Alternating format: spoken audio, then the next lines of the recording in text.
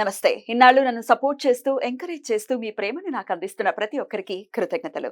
అలాగే ఈ వీడియో కూడా ఖచ్చితంగా మీకు ఉపయోగపడుతుంది. లైక్, షేర్ అండ్ సబ్స్క్రైబ్ చేసి మీ సపోర్ట్‌ని నాకు అందించండి. అలాగే ఈ వీడియో పట్ల మీకున్న అభిప్రాయాన్ని కామెంట్ సెక్షన్‌లో కామెంట్ చేసి తెలియజేయండి. ఇప్పుడు వీడియోని చూద్దాం. నమస్తే. Welcome to our channel. నేను పద్మిని. ముందుగా ప్రేక్షకులకి శ్రీ క్రోధినామ సంవత్సర ఉగాది శుభాకాంక్షలు. ఉగాది అంటే ఖచ్చితంగా మనం మన రాశి ఎలా ఉంది అనేది ఖచ్చితంగా తెలుసుకునేటటువంటి ప్రయత్నం చేస్తాము. ఈ ఉగాది నుంచి వచ్చే ఉగాది వరకు ఎలా ఉంది అసలు గ్రహ సంచారము, ఎలాంటి గ్రహాలు ఎలాంటి ఫలితాలను ఇవ్వబోతున్నాయి అనేది మనకు తెలియజేయడానికి మనతో పాటు సిద్ధంగా ఉన్నారు వేదిక్ ఆస్ట్రాలజర్ అవినాష్ దాస్ గారు. మాట్లాడదాం. అవినాష్ గారు నమస్తే అండి. నమస్తే. ఓం నమ శివాయ. ఓం నమో వెంకటేశాయ. ప్రేక్షకులందరికీ ఉగాది శుభాకాంక్షలు. థ్యాంక్ యూ అండి. మీకు కూడా ఉగాది శుభాకాంక్షలు. సో క్రోధినామ సంవత్సరం మొదలవుతోంది కాబట్టి అసలు గ్రహ సంచారం ఎలా ఉందో ఒకసారి తెలియచేయండి. ఏ గ్రహం చేత ఈ సంవత్సరం మొత్తం కూడా మనము పాలించబడుతున్నాము, ఇవన్నీ ఈ డీటెయిల్స్ అన్ని ఒక్కసారి. ఈ సంవత్సరము క్రోధినామ సంవత్సరము, రాజువు కుజుడు, మంత్రి శని. కాబట్టి ఈసారి మంత్రి శని బాగా మంచి స్ట్రాంగ్ పొజిషన్లో ఉన్నారు. అందుకనే మనం చూస్తున్నాము ఈసారి ఎవరెవరైతే తప్పులు చేశారో వాళ్ళందరూ జైలుకి వెళ్ళడం కూడా జరుగుతుంది. చాలా మంది పొలిటీషియన్స్ కూడా వెళ్ళారు. సో ఈ సంవత్సరం శని ఎవరిని వదలరు. చాలా మంది శిక్షలు పడతాయి. జైలు శిక్ష అని కాదు, రకరకాల శిక్షలు పడతాయి వాళ్ళ తప్పుల్ని బట్టి, వాళ్ళ తప్పుల్ని బట్టి. అలానే ఎవరైతే మంచి చేశారో వాళ్ళందరికీ శుభం జరుగుతుంది తప్పనిసరిగా. శని ఈసారి డెలివరీ చేయబోతున్నాడు. 30 years తర్వాత శని మంచి స్ట్రాంగ్ పొజిషన్ లో ఉన్నారు. తర్వాత కుజుడు ఈ సంవత్సరానికి రాజువు కాబట్టి ఈ సంవత్సరం మనము చూడేది చాలా రిఫార్మ్స్ ఉంటాయి. బేసిక్ గా రియల్ ఎస్టేట్ రంగంలో చాలా రిఫార్మ్స్ ఉంటాయి. అగ్రికల్చర్ సెక్టర్ లో చాలా రిఫార్మ్స్ ఉంటాయి. ట్రాఫిక్ రూల్స్ మారిపోతాయి. ఇప్పుడులాగా ఉండదు. మీరు ఇష్టం వచ్చినట్టు వెళ్ళడము, helmet rules, drunk and drive rules, triple writing, ఈ రూల్స్ అన్ని మారిపోతాయి. ఇప్పుడు మనం చూసాము నిన్ననే చట్టం వచ్చింది. 1st July నుంచి కొత్త చట్టం ఇంప్లిమెంట్ చేస్తున్నారు. పోలీస్ వాళ్ళు చేయడానికి వీలు లేదు. వేస్తే కొత్త కేసులు పోలీసులు నార్మల్ సిటిజన్ మీద చేయడానికి 3rd degree యూజ్ చేయడానికి వీలు లేదు. యూజ్ చేస్తే దానికి స్పెషల్ చట్టాలు ఉన్నాయి. కొత్త రూల్స్ అన్ని, కుజుడికి సంబంధించిన రూల్స్ అన్ని. పోలీస్ రంగం మంచిగా నీట్ గా తయారవుతుంది. క్లీన్. మోదీ గారు ఈ రూల్స్ అన్ని తీసుకురాబోతున్నారు. మనం రియల్ ఎస్టేట్ కూడా చూసుకుంటే ఫ్లాట్ బుక్ అయిన తర్వాత, అడ్వాన్స్ ఇచ్చిన తర్వాత చేతికి ఫ్లాట్ అందడం లేదు. చాలా మందికి ఇంత కదా చూసాం. ఇప్పుడు అలా కాదు. ఇప్పుడు అందరికి చేతికి అందేలా మోడీ గారు ల్యాండ్ రెగ్యులేషన్, ఫ్లాట్ రెగ్యులేషన్ అన్ని మారుస్తున్నారు. కుజుడు కాబట్టి మోడీ గారు చేత చేయిస్తున్నారు. పోలీస్ డిపార్ట్మెంట్ కావచ్చు, రియల్ ఎస్టేట్ కావచ్చు, అగ్రికల్చర్ కూడా ఎంఎస్పి రేటు మనం చూసాము. ఫార్మర్స్ ఎంత గొడవ చేశారు. ఈ అన్నిటికీ solution MSP rate government decide చేస్తుంది. ఫార్మర్స్ బాగుండాలి, మనం బాగుండాలి, ఈ దళార వ్యవస్థ అనేది తగ్గిపోవాలి. సో అన్ని మనం చూస్తే ఈ అగ్రికల్చరు చాలా రేట్లు మారుతాయి. పప్పు దినుసులు, కూరగాయలు మొత్తం ప్రతి రేటు మారిపోతుంది. ఇప్పుడు మెల్లిగా స్టార్ట్ అవుతుంది. 27, 28 కల్లా కొద్దిగా ఈ ఫుడ్ ప్రైజెస్ అనేది పెరగడం జరుగుతుంది. ఈ సంవత్సరం మెల్లిగా మొదలవుతుంది. ప్రైజెస్ అనేవి కొంచెం ఇంక్రీజ్ అవుతాయి. అయితే దేశ కాలమాన పరిస్థితుల గురించి మాట్లాడుకుంటే ఎలక్షన్స్ రాబోతున్నాయి. ఇటు ఆంధ్రాలో వస్తున్నాయి, తెలంగాణలో ఎంపీ ఎలక్షన్స్ ఉన్నాయి, అలాగే సెంట్రల్ ఎలక్షన్స్ కూడా రాబోతున్నాయి. ఎట్లాంటి ప్రభావం చూపించబోతుంది క్రోధినామ సంవత్సరం? క్రోధినామ సంవత్సరం కాబట్టి ఎలక్షన్ చాలా వేడిగా జరుగుతుంది. మనం చూసుకుంటే కుజుడు ఈసారి రాజు కాబట్టి సనాతన ధర్మం పరిపాలిస్తుంది. అంటే సింపుల్ గా సెంటర్ లో మోడీ గారు విన్ అవుతారు. మళ్ళీ మోదీ గారు వస్తారు. 100% గ్యారంటీ. ఇక్కడ మన ఆంధ్రాలో నేను చెప్పకూడదు. ఇప్పుడు డైరెక్ట్ గా చెప్పకూడదు.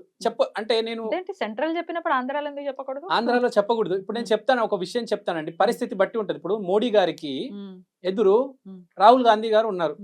అతను పెద్ద, అతని జాతకంలో బలం లేదు. మీరు ఆస్ట్రాలజీ ప్రకారం చెప్పట్లేదు, మనుషుల ప్రకారం చెప్తున్నారా లేకపోతే పరిస్థితి బాగుంది. ఇటు పవన్ గారు, టీడీపీ గారి పరిస్థితి కూడా పర్లేదు. వీళ్ళు కొన్ని మంచి పనులు చేస్తే వీళ్ళు రావచ్చు, కానీ ఎక్కువ శాతం జగన్ గారు వచ్చే ఛాన్స్ ఉంది. అకార్డింగ్ టు ఆస్ట్రాలజీ వీరే వస్తారు అని నేను చెప్పట్లేదు. ఇప్పుడు ఏదైనా సిచ్యువేషన్ మన జీవితంలో ఎలా డీల్ చేస్తాము అనే దాన్ని బట్టి ఉంటది. ఇప్పుడు మనం తెలంగాణలో చూసుకుంటే అందరూ కేసీఆర్ గారు అని చెప్పారు, కానీ వచ్చింది రేవంత్ రెడ్డి. సో పరిస్థితి బట్టి, కాలమాన పరిస్థితులు బట్టి ఏదైనా నిర్ణయం అనేది జరుగుతుంది. నేనైతే 51% జగన్ గారు అని చెప్తాను, 49% పవన్ కళ్యాణ్ గారు ప్లస్ చంద్రబాబు సరైన దారిలో వెళ్తే వాళ్ళు వస్తారు అని చెప్తాను. సేఫ్ గేమ్ ఆడుతున్నారా? సేఫ్ గేమ్ ఆడట్లేదండి. రైట్. ఎనీవేస్ రాజకీయాల గురించి మాట్లాడుకున్నాం. ల్యాండ్స్ అయితే ఖచ్చితంగా రెగ్యులేషన్స్ జరుగుతూ ఉంటాయి. అటు అగ్రికల్చర్ కావచ్చు, లేకపోతే ఇటు రియల్ ఎస్టేట్ కావచ్చు అని చెప్పి ఉన్నారు. ఇక ఇప్పుడు రాశి వైజ్ గురించి ఒక్కసారి మనం మాట్లాడుకుంటే అవును. కామన్ ఆడియన్స్ కి డెఫినెట్ గా వాళ్ళ రాశులు ఎలా ఉన్నాయి అనేది ఖచ్చితంగా తెలుసుకోవాలని అనుకుంటారు. కాబట్టి ఇప్పుడు రాశి వైజ్ మాట్లాడుకుందాము. మరి మొదలు పెడదామా? మొదలెడదాం. మరి వృశ్చిక రాశి వారికి క్రోధినామ సంవత్సరం ఎలా ఉండబోతోందండి? వృశ్చిక రాశి వారికి క్రోధినామ సంవత్సరం చాలా బాగుండబోతుంది. ఎందుకంటే ఈసారి ఈ వృశ్చిక రాశి వాళ్ళ జీవితంలో వ్యక్తిత్వ వికాసం జరగబోతుంది. ఎందుకంటే గురువు ధర్మం, శని కర్మ, వీళ్ళ ఇద్దరు దృష్టి లగ్నం మీద పడుతుంది. లగ్నం అంటే క్యారెక్టర్, అంటే వ్యక్తిత్వం. ఎప్పుడైతే మనిషికి వ్యక్తిత్వ వికాసం జరుగుతుందో అప్పుడు మనిషి జీవితం మారబోతుంది. 100%, 1000%. సో ఈ సంవత్సరం వృశ్చిక రాశి వారి జీవితాలు మారతాయి కంపల్సరీ. వేరే రాశులు ఒకవైపు అయితే, రాశులు అనేవి మంచి వైపు వెళ్తాయి, చెడు వైపు వెళ్తాయి. కానీ మార్పు వైపు వెళ్ళే రాశి ఈసారి వృశ్చిక రాశికి వచ్చింది. నేను నిజంగా చెప్పుకోవాలంటే ఈసారి మంచి రాశి, అంటే ట్రాన్స్ఫర్మేషన్ జరగబోతుంది వృశ్చిక రాశికి. అండ్ వృశ్చిక రాశికి గురువు 7వ ఇంట్లో రావడం వల్ల బిజినెస్ బాగా వృద్ధిలోకి రాబోతుంది. గురువు అంటే భర్త, బిజినెస్ బాగా చేయబోతున్నాడు ఈ సంవత్సరం. సో ఏ ఇంట్లో అయితే గృహిణీలకి, అంటే వాళ్ళ భర్తలకి బిజినెస్లు ఉన్నాయో వాళ్ళకి మంచి శుభవార్త. క్యారెక్టర్ చేంజ్ అవుతుంది కాబట్టి బిజినెస్ ఇంప్రూవ్ అవుతుంది. ఇప్పుడు దాకా స్టేబుల్ గా ఉన్న బిజినెస్, లేకపోతే డౌన్ లో ఉన్న బిజినెస్ ఇప్పుడు అభివృద్ధిలోకి రాబోతుంది. So no need to worry. ఆ క్యారెక్టర్ ఎప్పుడైతే మీకు థాట్ వచ్చి ఎప్పుడైతే మీరు కొంచెం చేంజ్ అవుతుందో వ్యక్తిత్వము, దాన్ని మీరు క్యాచ్ చేసి హోల్డ్ చేసుకొని ఉండాలి. ఆ పాత మనిషి లాగా మళ్ళీ ఉండకూడదు. మీరు ఈసారి ఇంప్రూవ్ అవ్వాలి. ప్రతి మనిషి రోజు ఎంతో కొద్దిగా డెవలప్ అవ్వాలి. ఉగాదికి అయితే కంపల్సరీ గ్రహాలు మారుతాయి కాబట్టి మనిషికి ఒక అవకాశం ఇస్తాడు దేవుడు గ్రహాల మార్పిడితో. ఈసారి లగ్నం మీద మంచి మార్పు ఇవ్వబోతున్నాడు. ఈసారి ఆలోచనలు వస్తే మంచివి, దాన్ని పట్టుకొని ముందుకెళ్తే చాలా మంచిది. శని 4వ ఇంట్లో ఉండడం వల్ల ఫ్లాట్ కొనే ఛాన్స్ కూడా ఉంది గట్టిగా. ఒక మంచి ఫ్లాట్ కూడా కొనుక్కోవచ్చు, ఇల్లు కొనుక్కోవచ్చు, ఇల్లు వైపు మంచి రాళ్ళు వేసుకోవచ్చు. దానికోసం మనం అమౌంట్ డిపాజిట్ చేసుకోవచ్చు. ఒక ఆలోచన, ఒక ప్లానింగ్ వేసుకోవచ్చు. ప్రతి మనిషి ఇల్లు కొంటాడని చెప్పను, కానీ ఒక ప్లానింగ్ అయితే రెడీ చేసుకొని అతను స్టార్ట్ చేస్తారు. ఒక మనిషి ఇల్లు కొనొచ్చు, ఒక మనిషి కొత్త వెహికల్ కొనొచ్చు. వాట్ ఎవర్ ఇట్ ఈస్, ఒక హ్యాపీ న్యూస్ రాబోతుంది in the form of vehicle or new house. So ఇది శని చేసేది. గురువు అయితే బిజినెస్. ఇప్పుడు రాహు కేతు దగ్గరకు వద్దాం. కేతు వాళ్ళ వల్ల మంచి కనెక్షన్స్, 11వ ఇంట్లో కేతు ఉండడం వల్ల మంచి కనెక్షన్స్ రాబోతున్నాయి. మన చుట్టూ మనుషులు మారితేనే మనం మారుతాం. ఇక్కడ కేతు 11వ ఇంట్లో వచ్చినప్పుడు మంచి వ్యక్తులు, స్పిరిచువల్ వ్యక్తులు పరిచయం అవుతారు కాబట్టి ఆటోమేటిక్ క్యారెక్టర్ మారుతుంది. అందుకనే లగ్నంలో మన దృష్టి పడింది, చూసాం కదా. సో సత్సాంగత్యం నిత్సంగత్వే నిర్మోహత్వే నిశ్చలతత్వే జీవన్ముక్తి. Beautiful, excellent, very well said. So spiritual people రావడం వల్ల క్యారెక్టర్ మార్పు వల్ల జీవితం మార్పు వస్తుంది. కేతు 11వ ఇంట్లో రావడం వల్ల ఈ ఫ్లయింగ్ చేసే వాళ్ళకి, పైలట్స్ కి, వీళ్ళందరికి కూడా చాలా బాగుంటుంది. కేతు అంటే గాల్లో. సో ఆ ఫ్లయింగ్ రంగంలో ఉన్న వాళ్ళకి చాలా బాగుంటుంది. స్పిరిచువల్ పీపుల్ టచ్ అవుతారు. చాలా మంది ఈసారి వృశ్చిక రాశిలో ఉన్నవారు ఇప్పుడు ఇంటర్మీడియట్ పాస్ అని నేను ఏం చేయాలనుకున్నారు, వీళ్ళందరూ చాలా మంది ఫ్లయింగ్ లో వెళ్తారు. పైలట్స్ గా, ఇంజనీర్స్ గా, అట్లా ఫ్లయింగ్ జోన్ లో ఆ ఎయిర్పోర్ట్స్ చుట్టూ తిరుగుతూ వాళ్ళు ఆ రంగంలో వెళ్తారు. రాహు 5వ ఇంట్లో ఉండడం వల్ల ఈసారి, రాహు అంటే సినిమా, ఇల్యూజన్, 5th హౌస్ అంటే సినిమా, రాహు అంటే ఇల్యూజన్. కాబట్టి సినిమా రంగాలు వెళ్ళే వాళ్ళకి కూడా వృశ్చిక రాశి సార్ మంచిది. కొంచెం ఫేమ్ కూడా వస్తుంది, కొంచెం కాన్ఫిడెన్స్ వస్తుంది, హ్యాపీగా ఉంటారు. రాహు అనేది హ్యాపీనెస్, 5th హౌస్ అనేది హ్యాపీనెస్. రాహు ఇంట్లో ఉండడం వల్ల విపరీతమైన happiness. Rahu is expansion. So విపరీతంగా హ్యాపీగా ఉంటారు. సో ఈసారి వృశ్చిక రాశికి అన్ని గుడ్ న్యూసే.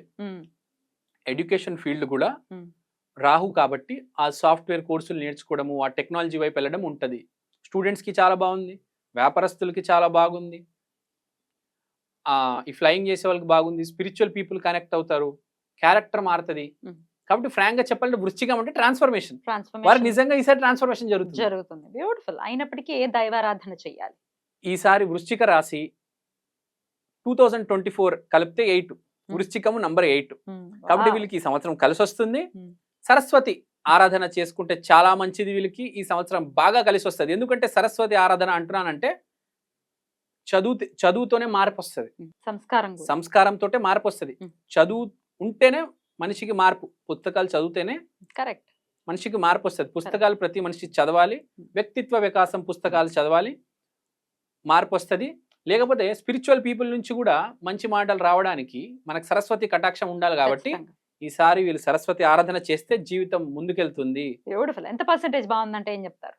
99.9%, ఇంచుమించు 100. అదే చాలా బాగుంది. మీరు బాగా చేసుకుంటే చాలా బాగుంటది. బ్యూటిఫుల్. చాలా బ్యూటిఫుల్ న్యూస్ చెప్పారు. వృశ్చిక రాశి వారికి మాత్రం ప్రిడిక్షన్స్ డెఫినెట్ గా చాలా ఆనందాన్ని ఇచ్చి ఉండాలి. డెఫినెట్ గా వ్యక్తిత్వ వికాసం అనేది ఖచ్చితంగా పెంపొందించుకుని దాన్ని మార్చుకుని ఖచ్చితంగా ఈ ఇయర్ అంతా కూడా చాలా పీస్ఫుల్ గా వెళ్ళాలి అని మనస్ఫూర్తిగా కోరుకుంటూ థ్యాంక్ యూ సో మచ్ అండి. నమస్తే. నమస్తే.